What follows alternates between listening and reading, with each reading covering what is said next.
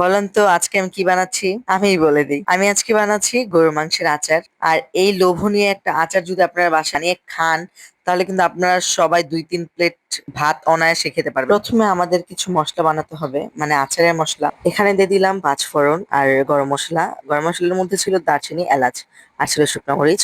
এখানে হচ্ছে সরিষা কালোটা আর হচ্ছে জিরা। আপনারা চাইলে এখানে ধনিয়া গুঁড়াটাও এখানে অ্যাড করতে পারেন। এবারে দিয়ে দিচ্ছি তেজপাতা। এগুলার ভালোভাবে আমি টেলে নিব। টেলে ব্লেন্ড করে নেব। এখন আমি মাংসটা ম্যারিনেট করে রাখবো। এখানে হচ্ছে হাড় চর্বি ছাড়া গরুর মাংস টুকরা করে কেটে রাখা দেখতে পাচ্ছেন। আর আপনারা সাইজ যে যতটুকু করতে পারেন, কিন্তু আমার মনে হয় আচারের জন্য এই সাইজটা পারফেক্ট একটা সাইজ। এবার হচ্ছে আমি দিয়ে দিচ্ছি মশলাপাতি। মশলার জন্য এখানে আদা রসুন বাটা দিয়ে দিব ২ টেবিল চামচ পরিমাণে। দিয়ে দিচ্ছি হলুদ গুঁড়া, মরিচ গুঁড়া, ধনিয়া গুঁড়া, জিরার গুঁড়া। আর এখানে হচ্ছে সরিষার তেল। মেজারমেন্ট কাপের 1-2 কাপ যেটা আছে সেটা দিয়ে আমি সরিষার তেলটা এখানে ইউজ করব। এখানে দিয়ে দিচ্ছি স্বাদ মতো লবণ, দিয়ে দিচ্ছি বানানো গরম মসলা গুঁড়ো। এগুলো দিয়ে আমি ভালোভাবে হাত দিয়ে মেখে নেব। আর মেখে যদি একটু ম্যারিনেট করে রাখতে পারেন ৩০ মিনিট, তাহলে খুব ভালো হয়। ম্যারিনেট করার সময় পাইনি, তাই আমি এখনই জ্বালিয়ে দিচ্ছি চুলা। আমি মনে করি এই আচারটা হচ্ছে বেস্ট একটা আচার। আপনার বাসায় যদি কিচ্ছু না থাকে, তাহলে এই আচারটা দিয়ে আপনি পেট ভরে ভাত খেতে পারবেন। তো আমি সবসময় আর কি এটা বানিয়ে রাখি। তো দেখতেই পাচ্ছেন আমার গরুর মাংস থেকে পানি উঠছে, সেই পানি দিয়েই কিন্তু আমি ভালোভাবে সিদ্ধ করে নিয়েছি। তো চলেন এবার বাগারের কাজটা শুরু করা যায়। এখানে ১ কাপ পরিমাণের সরিষার তেল এখানে দিয়ে দিচ্ছি। সরিষার তেল দেওয়ার পর আমি দিয়ে দিচ্ছি ২টা লং, ২টা এলাচ আর হচ্ছে শুকনো মরিচ। এগুলো দিয়ে ভালোভাবে টেলে নিব। এবার দিব ৫ ফোড়ন। হ্যাঁ, ৫ ফোড়নটা দিয়ে দিব।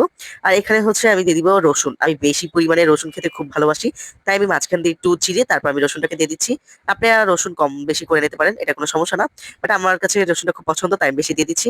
এবার হচ্ছে তেঁতুলের কাঠ দিয়ে দিচ্ছি। তেঁতুলের কাঠ একটু বেশি দিলে খুব মজা লাগে, একটু টকটক ফ্লেভার আসে, আচারি আচারের একটা ভাব আসে। তো আমি সবসময় একটু টকটক ফ্লেভার দিই। তারপরে চাইলে একটু কম বেশিও করে নিতে পারেন। এবার ভালোভাবে নাড়াচাড়া দিয়ে আমি একটু রান্না করে নিব, যেন আমার রসুনটা সিদ্ধ হয়ে যায়। তারপর এখানে দিয়ে দিব বিট লবণ, মানে কালো লবণ যেটাকে বলে, সেটা দিয়ে দিব। মাস্ট এটা দিতে হবে।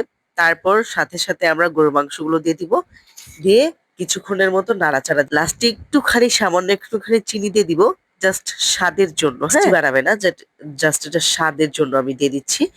তারপর হচ্ছে আমি যে মসলাটা বানিয়ে রেখেছি, প্রথমে যে আচারের মশলাটা বানিয়েছি সেটা দিয়ে দিব। গুঁড়াটা আর কি আমি ১ টেবিল চামচ দিয়ে দিব। তাহলে কিন্তু আপনাদের হয়ে যাবে গরুর মাংসের আচার।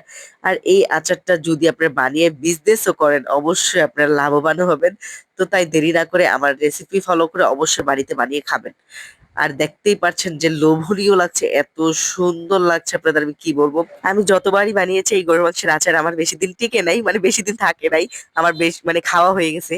তো আমরা সবাই আর কি এই গরুর মাংসের আচারটা খুবই পছন্দ করি। আর এখন দেখি পেজে অনেক টাকা দিয়ে এটাকে সেল করছে। আপনারা চাইলে এটা সেল করতে পারেন আমার রেসিপি ফলো করে।